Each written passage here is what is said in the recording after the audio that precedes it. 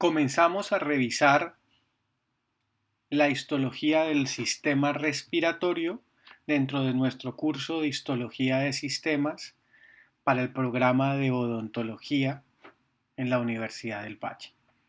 Revisaremos el sistema respiratorio a través de 2 sesiones y en la primera sesión revisaremos una introducción de la constitución básica de ese sistema respiratorio.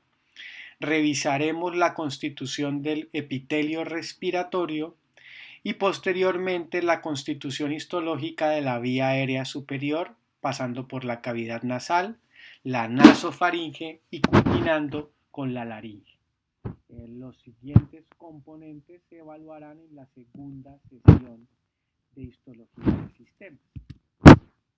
El sistema respiratorio tiene como función permitir el intercambio de gaseoso con el medio externo. Y dicho intercambio gaseoso requiere el ingreso del aire desde el medio externo a través de una serie de sistemas o de componentes de naturaleza tubular para permitir el intercambio a nivel de los pulmones, específicamente a nivel de los alvéolos o de la pared alveolar. Esto ocurre porque el aire es capaz de pasar desde la fosa nasal y la cavidad nasal a través de la faringe, la laringe, la tráquea, el bronquio primario derecho e izquierdo para ingresar a los pulmones y a través de estructuras tubulares continuar por el bronquio secundario, terciario, cuaternario, bronquiolos propiamente dichos hasta llegar a los bronquiolos respiratorios, los sacos alveolares y los alvéolos estructurados en cada uno de los pulmones derecho e izquierdo. Cada una de estas estructuras anatómicas permite entonces el transporte de aire y hacia la porción más distal ocurrirá el proceso de intercambio gaseoso. Esto permite identificar que desde la perspectiva morfofuncional el sistema respiratorio se divide en 2 regiones: la porción conductora, aquella encargada de transportar el aire pero no de realizar el intercambio gaseoso de dióxido de carbono y de oxígeno, y que está constituida desde el punto de vista anatómico por las fosas nasales, los senos paranasales, la faringe, la laringe, la tráquea, los bronquios primario, secundario, terciario y cuaternario y los bronquiolos propiamente dichos. En esta porción conductora ocurre un proceso a través del cual se modifican las características físicas, pero también biológicas del aire que está ingresando a nivel de estos túbulos conductores. Esto va a estar dado entonces por un aumento en la temperatura del aire, un aumento en la concentración de vapor de agua, esto es, se humedece el aire que está siendo inspirado y de alguna manera se establece un filtro biológico con la eliminación de polvo y bacterias de ese aire que está ingresando. Una vez ha ingresado y ha sido transportado en la porción conductora, ingresamos en la porción respiratoria, que está constituida por los bronquiolos respiratorios con la aparición de alvéolos, los sacos alveolares y los alvéolos individuales, y en esta porción respiratoria es donde ocurre realmente el intercambio gaseoso, un cambio en la concentración de dióxido de carbono y de oxígeno, gracias a que la pared de estas estructuras permite el intercambio con los vasos sanguíneos que se encuentran subyacentes. Por lo tanto, desde el punto de vista morfofuncional, en la medida en que nos acercamos a la porción respiratoria, ocurren cambios importantes en la estructura de la pared histológica de cada uno de estos componentes. Haciendo un símil con el sistema circulatorio, en la medida en que en el sistema circulatorio nos alejábamos del corazón, o sea que nos hacíamos más distales desde el punto de vista morfológico, ocurría una serie de cambios en la estructura básica de los vasos sanguíneos, una disminución en la cantidad de miocitos lisos en la media hasta su desaparición y un aumento en la complejidad de ese epitelio plano simple o endotelio que nos encontrábamos en la túnica íntima. Siguiendo ese símil, se van a perder estructuras en la medida en que nos adentramos desde la porción conductora hacia la porción respiratoria y tendremos una variación en el epitelio que nos encontramos revistiendo la luz de estos órganos. Sin embargo, gran parte de la porción conductora va a estar tapizada por un epitelio respiratorio, que les recuerdo a todos ustedes, corresponde a un epitelio pseudoestratificado cilíndrico con cilios y que adicionalmente presenta numerosas células caliciformes en su composición. Ese epitelio pseudoestratificado cilíndrico ciliado, recuerdan ustedes, nos daba la apariencia de estratificación por la presencia de núcleos a diferentes alturas, lo que daba la idea central de que existían varios estratos, pero recordemos que lo que tenemos son células de diferentes alturas, con unas células que alcanzan la luz, pero también la membrana basal, y unas células que solamente se quedan en contacto con la membrana basal. Adicionalmente, las células que alcanzan la luz presentan cilios con naturaleza móvil, esto es, una conformación de microtúbulos 9+2 y la capacidad de generar movimiento a expensas de ATP por la presencia de la dineína, lo que le permitía a estos cilios en superficie ser funcionales para el movimiento de moco y de sustancias que se encontraban hacia la luz. Por último, el epitelio pseudoestratificado cilíndrico ciliado se caracteriza por la presencia de abundantes células caliciformes que corresponden a glándulas unicelulares secretoras de mucina, el precursor bioquímico del moco. Con esto en mente, entonces, nuestro epitelio respiratorio es un epitelio que presenta una población de células caliciformes extremadamente abundante y que se modificará dependiendo de la región en la que nos encontremos. Esto es una modificación regional morfológica, pero también modificará la población de células caliciformes dependiendo del estadio inflamatorio y de respuesta inmunológica al cual nos encontremos abocados en cada uno de nuestros pacientes. Si observamos una microscopía electrónica de barrido desde la luz de un órgano revestido por epitelio respiratorio, vamos a poder identificar los cilios abundantes en esas células cilíndricas que alcanzan la luz y las células caliciformes marcadas en este caso con la letra G, que también están alcanzando la luz para poder realizar un proceso de secreción a través de un mecanismo merocrino de sus componentes interiores que incluyen abundantes gránulos ricos en mucina. Por lo tanto, revisaremos cada una de las estructuras anatómicas que permiten inicialmente la estructura conductora y posteriormente la región respiratoria del sistema. Y comenzaremos con las fosas nasales. Recordemos que la fosa nasal y en realidad la cavidad nasal corresponden a un espacio que está dividido en dos por la presencia de un septum que es de naturaleza tanto cartilaginosa como ósea. Ese septum nasal, que tiene un componente cartilaginoso anterior y un componente posterior de naturaleza ósea, va a permitir la división de dos espacios, uno derecho y uno izquierdo, limitados anteriormente por las nares y posteriormente por las coanas. Ese espacio que tenemos ahí organizado va a estar entonces dividido o limitado claramente a nivel anterior por las nares, a nivel posterior por las coanas. En la región media tendremos el tabique o el septum nasal de naturaleza cartilaginosa la anterior y de naturaleza ósea la posterior. Hacia la parte superior tendremos como límite parte del hueso esfenoides, parte del hueso frontal y parte del hueso etmoidal. Y en la parte inferior, el piso que limita con la cavidad oral estará constituido fundamentalmente por los maxilares y por los procesos palatinos. Por los huesos palatinos, discúlpenme. Adicionalmente, hacia la región posterior tendremos la presencia del paladar blando. Desde el punto de vista funcional, la cavidad nasal está dividida en tres regiones. Una región anterior en contacto con las nares, que corresponde al vestíbulo, una región más supero-posterior que está en contacto íntimo con el hueso etmoidal y en contacto con los fascículos del primer nervio craneal, el nervio olfatorio, el primer par craneal, que corresponde a la porción olfatoria, y el resto de la cavidad nasal, que corresponde a la región que denominamos naturalmente respiratoria.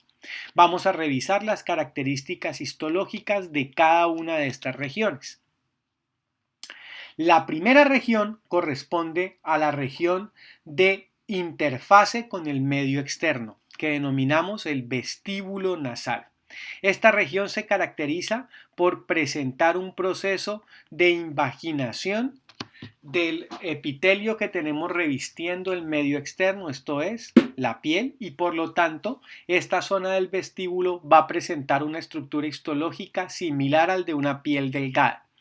Su función principal va a estar asociada al acondicionamiento del aire, esto fundamentalmente a través de la filtración del mismo, porque esta estructura histológica, que presenta numerosos folículos pilosos, van a presentar folículos pilosos que son terminales y mucho más grandes y gruesos, que reciben el nombre de vibrisas y que por lo tanto establecen un filtro mecánico para el aire que está siendo inspirado. Es posible presentar numerosas glándulas sebáceas asociadas a dichos folículos pilosos y vamos a identificar una disminución gradual y progresiva del tamaño hasta que aparece una zona de transición donde el epitelio deja de ser plano estratificado con queratina, como el que observamos en la piel, y se convierte en un epitelio respiratorio, pseudoestratificado, cilíndrico, ciliado. Ese vestíbulo nasal entonces se va a caracterizar porque a nivel del ingreso, como estoy siguiendo aquí mi puntero, vamos a tener un revestimiento similar al de la piel que encontramos en el medio externo y va a estar entonces tapizado por un epitelio plano estratificado con queratina apoyado sobre un tejido conectivo. Dicho tejido conectivo presenta anexos epidérmicos similares a los que encontramos en la piel, folículos pilosos de mayor tamaño que aquí reciben el nombre de vibrisas. Es posible encontrar glándulas sudoríparas a través de un mecanismo de secreción de naturaleza merocrina o ecrina. No encontramos aquí glándulas sudoríparas apocrinas. Y adicionalmente nos encontramos glándulas sebáceas asociadas a dichos folículos pilosos, que son los más llamativos que encontramos aquí. Gradualmente entonces podemos ver cómo desde el medio externo hacia el medio interno observamos la continuidad del epitelio plano estratificado con queratina y la continuidad de todos los anexos epidérmicos que encontramos asociados a la dermis. Sin embargo, gradualmente se observa un punto de transición donde el epitelio deja de ser plano estratificado con queratina, como lo estamos viendo aquí en el sitio indicado por las dos flechas blancas, y se convierte en un epitelio pseudoestratificado cilíndrico ciliado, también conocido como epitelio respiratorio. Esa zona corresponde a la zona anterior. Sin embargo, la zona de revestimiento grande de la cavidad nasal puede dividirse en dos grandes regiones dependiendo de qué función tenemos aquí y cómo se ha modificado dicho epitelio respiratorio. La gran mayoría del revestimiento de la cavidad nasal, ya sea esta derecha o izquierda, va a estar dada por una mucosa que está revestida por un epitelio respiratorio. Esto es, corresponde a la región respiratoria que tiene como función humedecer y calentar el aire. Mientras que la región más superior y posterior, en proximidad al seno esfenoidal que les estoy indicando en este espacio, y adicionalmente asociada a la lámina cribosa del hueso etmoidal, corresponde a la región olfatoria, donde el epitelio se modifica para dar paso a los receptores del olfato. Por lo tanto, estaremos en presencia de la región encargada de captar los olores y estaremos en presencia de la región olfatoria. Por lo tanto, las adaptaciones regionales del epitelio permitirán cumplir funciones diferentes a nivel de la cavidad nasal. Si lo identificamos entonces en un corte coronal, para identificar nuestra cavidad nasal podemos ver en la parte inferior la presencia de la cavidad oral, la lengua ubicada en esa cavidad oral. Siguen por favor mi puntero, ascendemos y vemos el paladar. En este caso todavía tenemos comunicación, presencia del septum primario y adicionalmente los procesos palatinos en desarrollo. Subimos, identificamos cavidad nasal de un lado, cavidad nasal del otro, la presencia de un septum, como es anterior en este campo, tendremos la presencia de un septum de naturaleza cartilaginosa y unos plegamientos de la mucosa que denominamos conchas nasales. De tal manera que la región respiratoria, que corresponde a lo que anatómicamente se denomina la cavidad nasal propiamente dicha, es una estructura de naturaleza relativamente tubular, pero que es rígida y no modificable porque está estructurada dentro de componentes de naturaleza ósea. Por lo tanto, desde la perspectiva histológica va a estar constituida fundamentalmente por una túnica mucosa. Recordemos que las túnicas mucosas se definían como un epitelio más una lámina propia. Por lo tanto, el epitelio que vamos a tener aquí constituyendo la mucosa corresponde a un epitelio cilíndrico pseudoestratificado ciliado con abundantes células caliciformes, como lo están identificando en la microfotografía de luz que están viendo al lado derecho, y donde las células caliciformes, gracias al alto contenido de azúcar, están siendo teñidas aquí por una tinción conocida como light blue o azul claro, que permite ver dónde están mis células caliciformes. Inmediatamente por debajo de ese epitelio respiratorio encontramos una lámina propia constituida por tejido conectivo laxo, que rápidamente se adosa o se pega al tejido conectivo denso irregular que reviste ya sea el hueso o el cartílago al cual se encuentra asociado. Por lo tanto, hay una relación íntima y rápida al periósteo y al pericondrio, y es posible encontrar por debajo de ese tejido conectivo laxo algunas glándulas de naturaleza mucocerosa en su producción.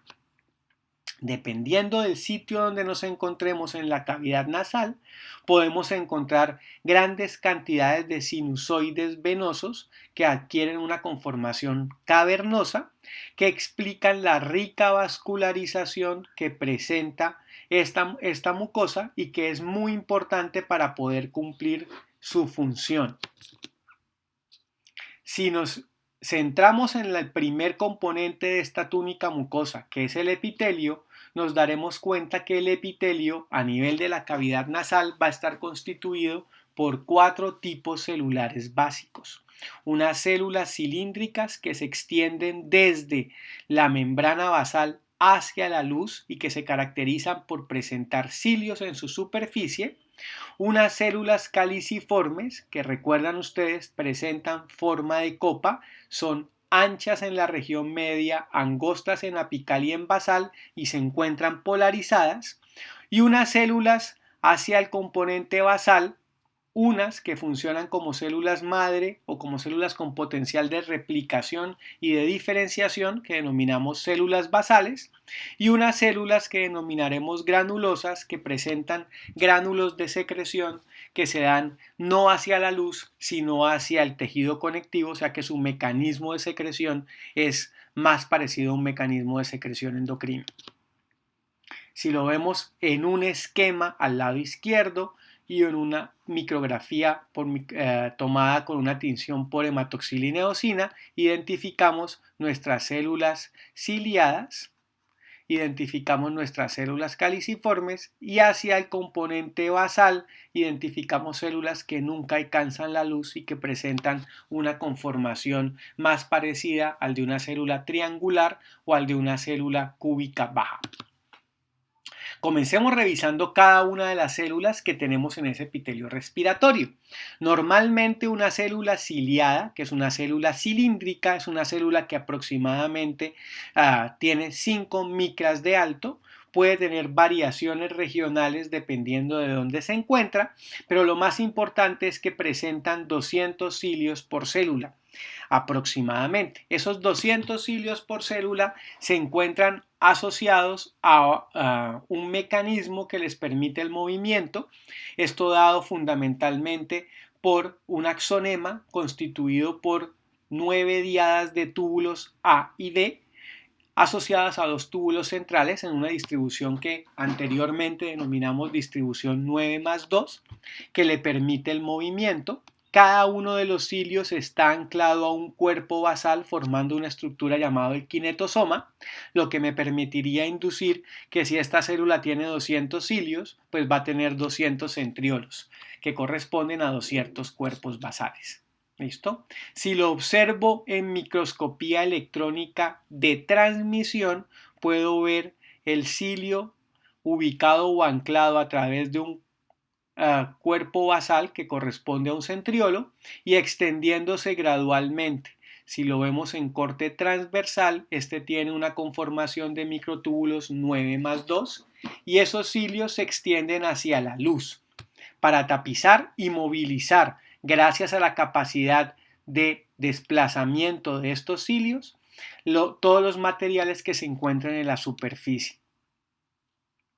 Además de las células cilíndricas que presentan cilios, el epitelio respiratorio presenta glándulas unicelulares, que denominamos células caliciformes y que se caracterizan porque se extienden a lo largo de toda la altura del epitelio, esto es, se anclan en la membrana basal y alcanzan a llegar a la luz, y que contienen en su interior numerosos gránulos de secreción que contienen mucígeno, que es el precursor bioquímico del moco.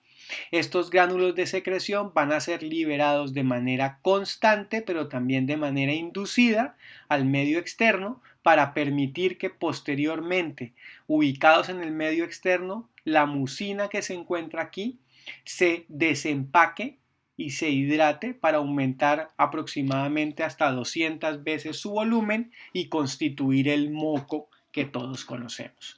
Si lo vemos en una micrografía electrónica de transmisión que ha sido coloreada, podemos ver nuestra célula caliciforme, angosta en apical, angosta en basal, se extiende desde la membrana basal hacia la luz y va a presentar una polarización que identifica su núcleo en basal y todas sus organelas de secreción y específicamente todos sus gránulos de secreción ubicadas en la región media y apical.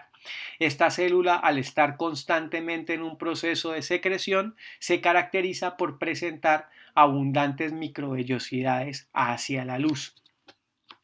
Asociado a ellas y aprovechando esta micrografía electrónica, podemos ver una célula cilíndrica ciliada o podemos ver una célula basal que no alcanza nunca a llegar a la luz. Por lo tanto, además de las células cilíndricas ciliadas y las células caliciformes, el epitelio respiratorio presenta células que mantienen la capacidad mitótica y no alcanzan la luz, siempre ancladas por hemidesmosomas a la membrana basal y que adquieren la capacidad de diferenciación. ¿Diferenciarse a qué? Pues a cualquiera de los tipos que se encuentran ubicadas en el epitelio. Esto es, tienen la capacidad de diferenciarse hacia células caliciformes o hacia células cilíndricas ciliadas. Por último, se ha logrado identificar que algunas de las células que se encuentran de ubicación basal y que no alcanzan la luz del epitelio son células que corresponden a células del sistema neuroendocrino difuso. Esto es, son células que son capaces de contener gránulos de secreción que al no alcanzar la luz no pueden ser secretados de manera exocrina, sino que son secretados hacia la membrana basal y hacia los vasos sanguíneos subyacentes y por lo tanto lo hacen a través de un mecanismo endocrino. Esos gránulos de secreción contienen normalmente neuropéptidos que son capaces de controlar la motilidad del músculo liso, la dilatación de la luz, para generar vasodilatación o vasoconstricción, y al mismo tiempo, al controlar la contracción del músculo liso, podrán controlar la luz de la vía aérea por broncoconstricción o por broncodilatación. Esto permite una regulación del flujo de aire a través de toda la estructura del sistema conductor respiratorio. Ahora bien, debemos reconocer que la cavidad nasal está dividida en dos por un septum nasal. Ese septum nasal en la región anterior está constituido por cartílago hialino y va a estar recubierto por un epitelio respiratorio. Hacia las regiones laterales, la cavidad nasal presenta prolongaciones y esas prolongaciones presentan un esqueleto que puede ser de naturaleza tanto cartilaginosa como ósea.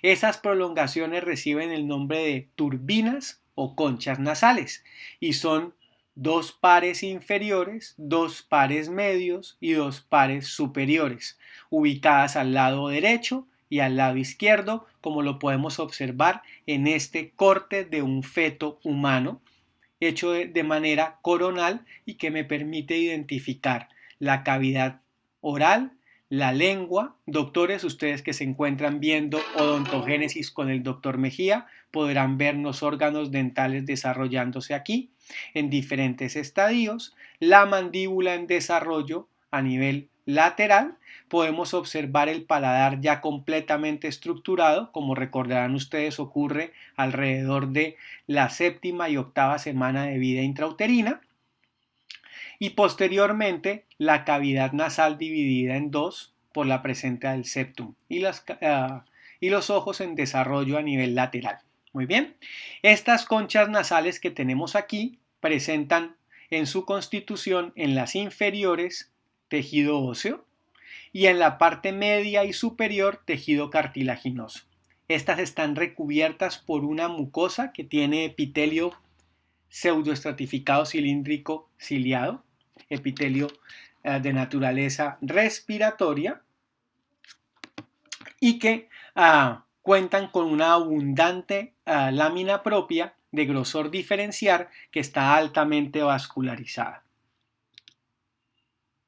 Si yo observo una concha nasal, podría darme entonces cuenta que esa concha nasal que estamos aquí viendo por completo y que ha sido completamente resecada, tiene un esqueleto que podrá ser cartilaginoso o que podrá ser óseo, dependiendo de cuál nos encontramos, un epitelio pseudoestratificado cilíndrico ciliado con abundantes células caliciformes, un plexo vascular muy bien desarrollado que funciona casi como un órgano eréctil, porque su porción presenta abundantes vasos venosos que se llenan en procesos inflamatorios de sangre y aumentan el volumen de esta concha nasal, lo que le permite su capacidad de dilatación, y adicionalmente a numerosas glándulas de naturaleza seromucosa. Esta estructura, al estar altamente vascularizada, permite cumplir dos funciones importantes desde el punto de vista de adaptación del aire. Lo pueden calentar porque la relación íntima con los vasos sanguíneos va a establecer una pérdida de calor que va a ser en favor del aire, que se va a encontrar mucho más caliente, pero al mismo tiempo lo va a humedecer. Por último, las turbinas o conchas van a permitir modificar el aire que entra para permitirle pasar de un flujo turbulento a un flujo más lineal que facilita el transporte y el intercambio gaseoso posteriormente en porciones mucho más distales. Si observamos una estructura de una concha vista desde la pared y teñida con Alcian Blue y Van Gieson, podemos ver en rojo la presencia del esqueleto óseo y posteriormente una mucosa formada por epitelio respiratorio más una lámina propia con abundantes glándulas, en este caso en azul, tanto ubicadas en la lámina propia como asociadas a la presencia de células caliciformes. Si observamos la estructura de la lámina propia, identificaremos abundantes plexos venosos que se llenan de grandes cantidades de eritrocitos, por lo tanto puede haber éstasis venoso en este espacio y funcionar como un órgano eréctil. ¿Listo?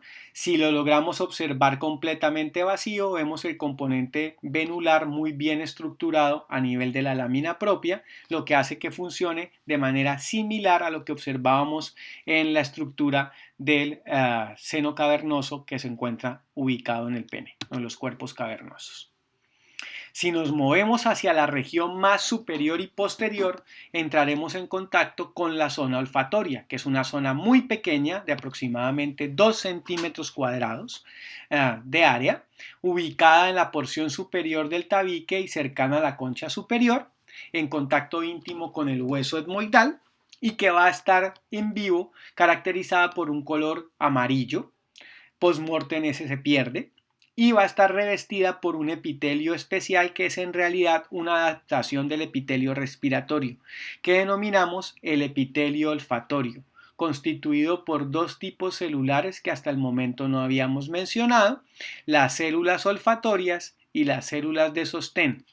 Como toda mucosa, al ser una mucosa olfatoria, debe estar apoyada sobre una lámina propia de tejido conectivo laxo. Entonces revisemos cómo está constituido el epitelio olfatorio que constituye la región olfatoria.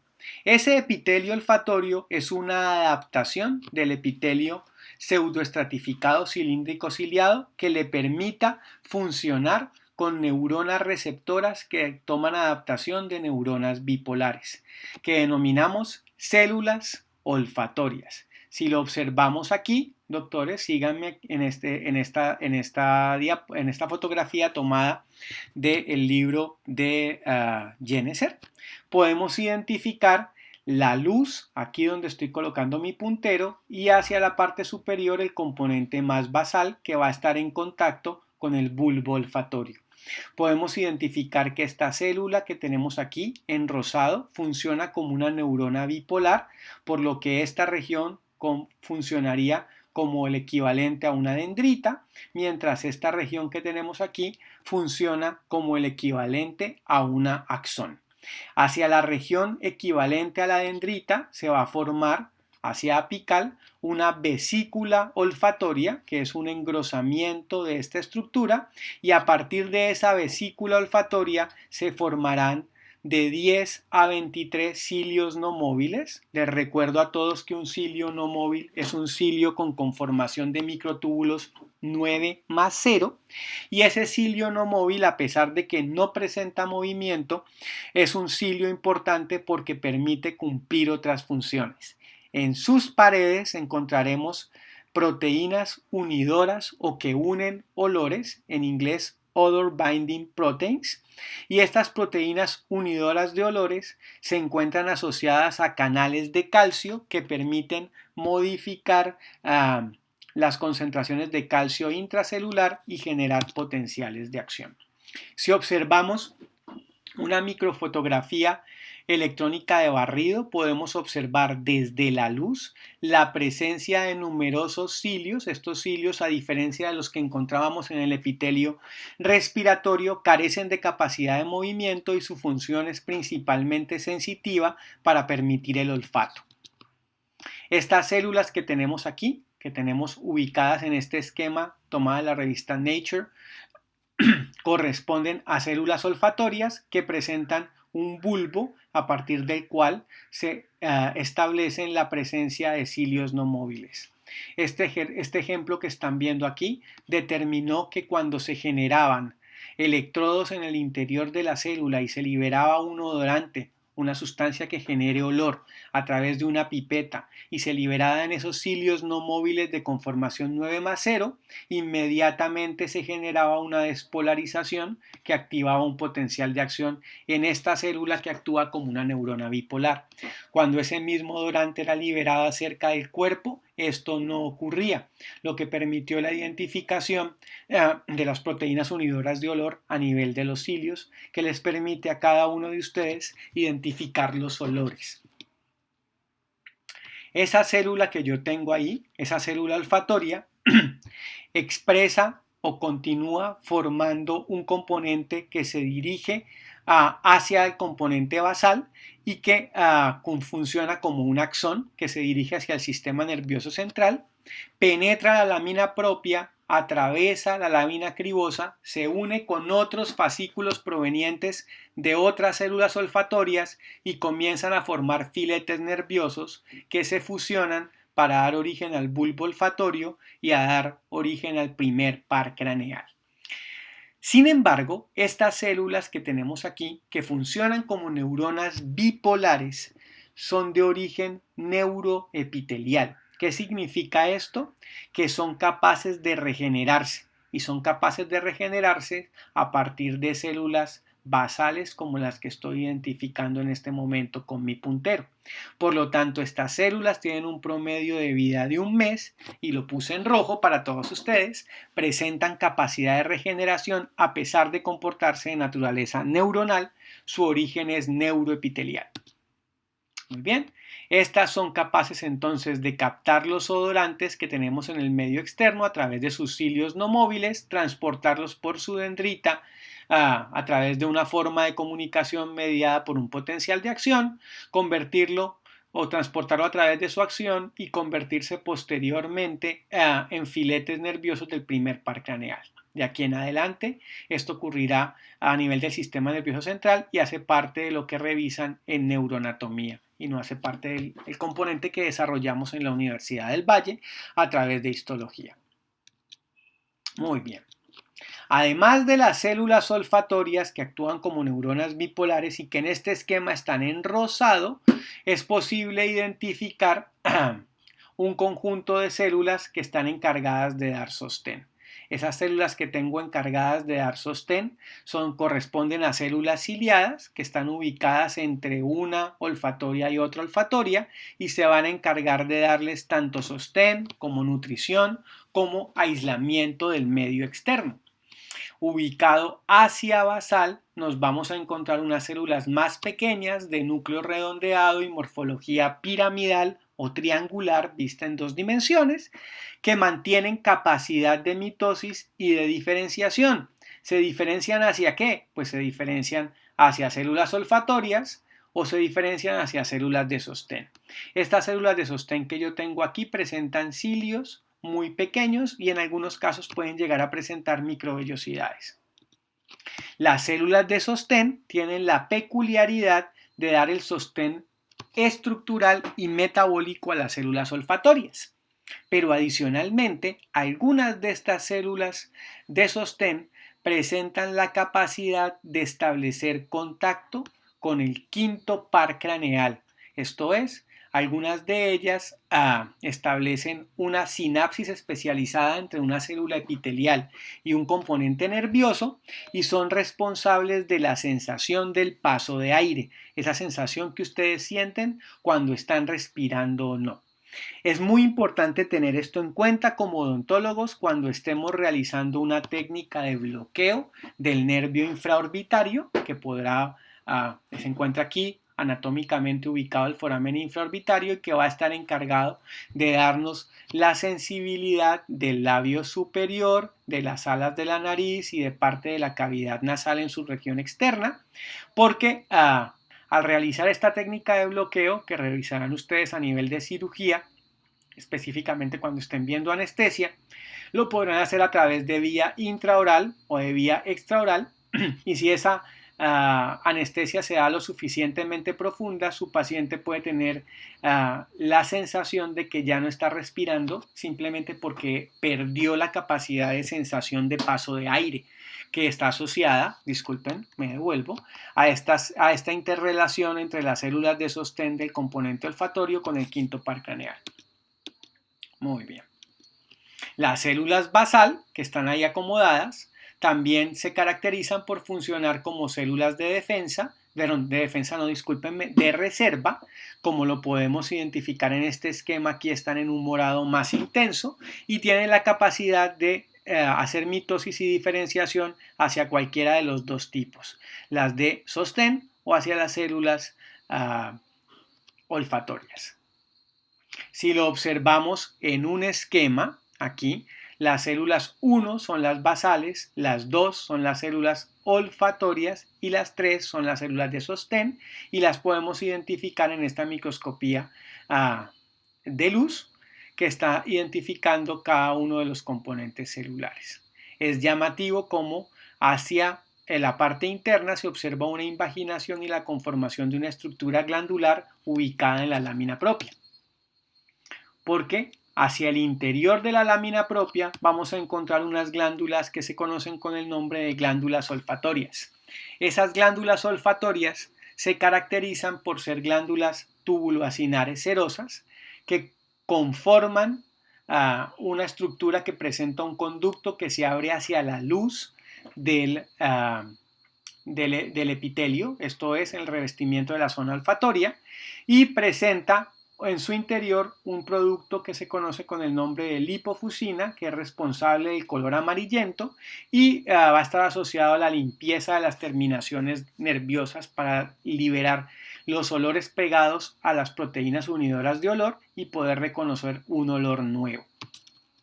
Si lo observo con detalle, podemos identificar nuestro epitelio olfatorio, los conductos de dichas glándulas olfatorias, que también reciben el nombre de glándulas de Bowman, pero recuerden que la nómina histológica intenta evitar la utilización de epónimos. Podemos ver entonces con claridad la glándula olfatoria que tenemos ubicada en la lámina propia y que va a estar encargada de limpiar esos cilios no móviles y específicamente el sitio de unión de las proteínas unidoras de olor para que podamos ser capaces de identificar olores diferentes. Una vez el aire pasa por la cavidad nasal a través de las nares y termina saliendo de la cavidad nasal a través de las coanas, ingresa a una porción de la faringe que conocemos con el nombre de nasofaringe. Recordemos que la faringe anatómicamente se divide en nasofaringe, orofaringe y laringofaringe. Las dos últimas serán evaluadas más adelante cuando estemos viendo sistema digestivo y simplemente recordemos que aquí en la nasofaringe tenemos la presencia de un epitelio respiratorio constituido por epitelio pseudoestratificado cilíndrico ciliado con abundantes células caliciformes y que la lámina propia, específicamente en la proximidad de la apertura de la trompa faringotimpánica, presenta un infiltrado de tejido linfoide asociado a mucosas y la presencia de una cápsula parcial que da origen a la amígdala faríngea. Muy bien.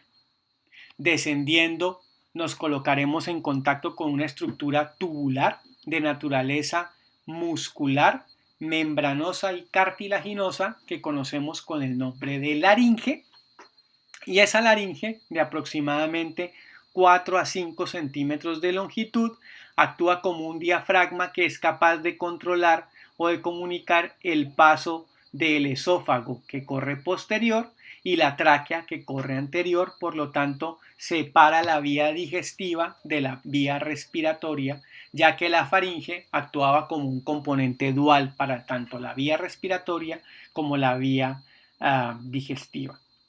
Esta estructura presenta un esqueleto de naturaleza cartilaginosa dada por unos cartílagos que están constituidos por cartílago elástico, la epiglotis, los cuneiformes y los corniculados, y por cartílago hialino, el cartílago tiroides, el cartílago cricoides y los cartílagos aritenoides. Uniendo todos estos cartílagos vamos a encontrar componentes de tejido conectivo denso y regular y de tejido conectivo laxo, y vamos a encontrar un tapizado de la luz dependiendo de la región, dada por epitelio respiratorio o por epitelio plano estratificado mucoso.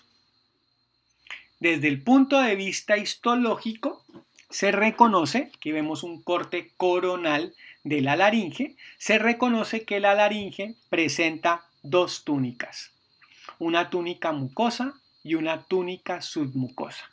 La túnica mucosa, ya lo habíamos dicho, va a estar constituida por un epitelio de revestimiento más una lámina propia, y el epitelio de revestimiento podrá ser o respiratorio o plano estratificado mucoso.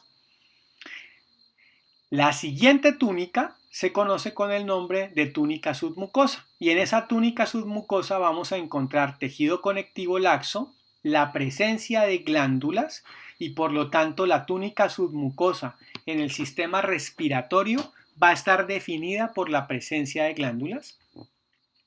Podemos encontrar cartílagos que podrán ser o hialinos o elásticos dependiendo de qué región anatómica nos encontremos ubicados, y podemos encontrar músculo estriado esquelético como el músculo vocal que estoy señalando en este momento aquí acomodado, o los músculos intrínsecos o extrínsecos de la laringe. ¿Listo? Para algunos autores el cartílago y el músculo constituyen túnicas o capas diferentes. Sin embargo, para la forma en que lo estudiamos en la Universidad del Valle, estas dos túnicas están asociadas a la túnica submucosa. Muy bien. Adicionalmente, la mucosa de la laringe presenta unas proyecciones hacia la luz que reciben el nombre de cuerdas vocales. Una recibe el nombre de cuerda vocal falsa y otra recibe el nombre de cuerda vocal verdadera, y presentan modificaciones regionales dependiendo de lo que tengamos. Sin embargo, si a este esquema le aplicamos la diapositiva anterior, vamos a identificar las túnicas. La primera túnica es la túnica mucosa, formada por un epitelio. En este caso tenemos un epitelio respiratorio y en este caso un epitelio plano estratificado mucoso, y adicionalmente una lámina propia que se encuentra por debajo.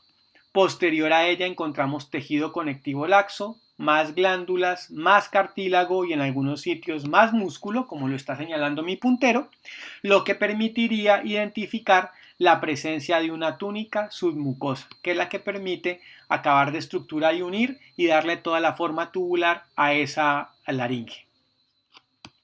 Podemos ver las relaciones anatómicas que presenta la misma laringe. Podemos ver aquí la laringe con su apertura, el adito laríngeo. Podemos encontrar parte de la epiglotis, donde está señalando mi puntero. Nos movemos hacia la parte posterior. Esta es la parte posterior de la lengua, ¿listo? Y por lo tanto aquí nos vamos a encontrar nuestra tonsila lingual. Podremos encontrar entonces, dependiendo de dónde estemos ubicados, la relación. Si tenemos una estructura que está en contacto mirando hacia el componente digestivo, tendremos un epitelio plano estratificado mucoso, y en otros sitios tendremos un epitelio pseudoestratificado cilíndrico ciliado, rico en células caliciformes. Si yo observo esos plegamientos, encontraré las cuerdas vocales verdaderas y las cuerdas vocales falsas, que tienen diferencias desde la perspectiva histológica. Desde la perspectiva histológica, el epitelio de revestimiento de esas cuerdas vocales será respiratorio, aunque en algunos momentos puede modificarse a plano estratificado mucoso, dependiendo del trauma mecánico, y una lámina propia que, a diferencia de todos los lados que hemos visto hasta el momento, en este caso es de un tejido conectivo denso y regular que recibe el nombre a través de un epónimo de espacio de Reinke. La túnica submucosa sí es exactamente igual a la que habíamos visto: tejido conectivo laxo, glándulas, cartílagos, y aquí hay la presencia siempre determinante de la cuerda vocal verdadera, del músculo vocal que corresponde a un músculo estriado de naturaleza esquelética. ¿Listo? Si observo estas dos pliegues, cuerda vocal falsa arriba, cuerda vocal verdadera, voy a identificar las diferencias. Una túnica mucosa revestida por epitelio respiratorio más una lámina propia de tejido conectivo laxo, y una submucosa formada por tejido conectivo más glándulas. En este caso aquí tengo un tejido linfoide asociado a mucosas, específicamente un tejido linfoide de naturaleza densa y formando un folículo secundario. Veo mi pliegue, listo, y en la parte inferior encuentro mi pliegue vocal verdadero, constituido por un epitelio, en este sitio donde lo tengo ubicado, pseudoestratificado cilíndrico ciliado, pero aquí se vuelve plano estratificado mucoso.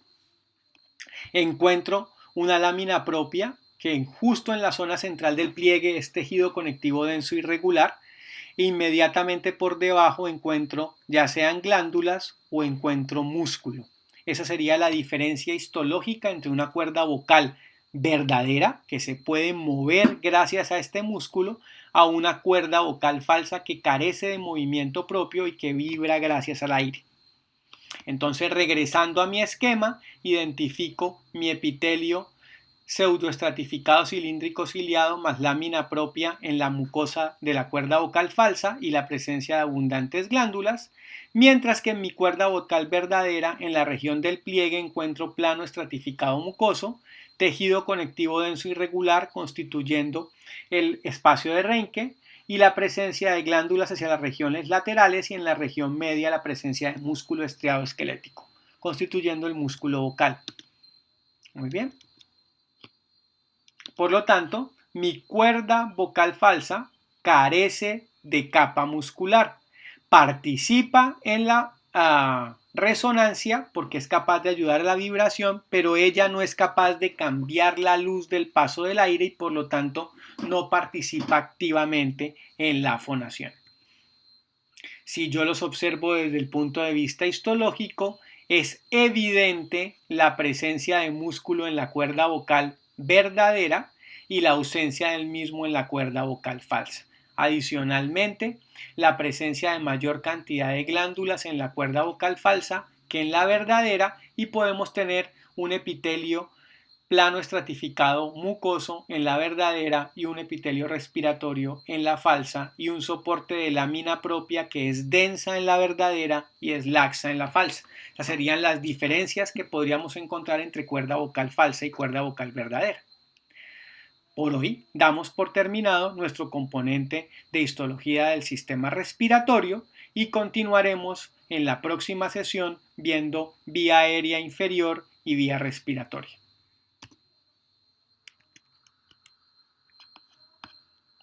Que sí.